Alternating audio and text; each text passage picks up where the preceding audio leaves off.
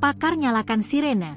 Gelombang raksasa 4 meter mengintai Indonesia. Badan Meteorologi, Klimatologi, dan Geofisika (BMKG) mengeluarkan peringatan dini gelombang tinggi antara 2,5 hingga 4 meter yang berpeluang terjadi di sejumlah perairan Indonesia mulai Senin, 26 Januari 2026 hingga Kamis, 29 Januari 2026. Kondisi tersebut dipengaruhi oleh pola angin dan cuaca ekstrim yang dapat meningkatkan risiko keselamatan pelayaran.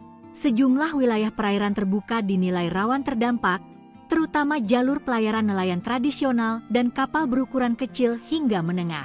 Dimohon kepada masyarakat yang tinggal dan beraktivitas di pesisir sekitar area yang berpeluang terjadi gelombang tinggi agar tetap selalu waspada. Jelas BMKG dikutip dalam keterangan tertulis, Senin. Berikut adalah sebaran wilayahnya.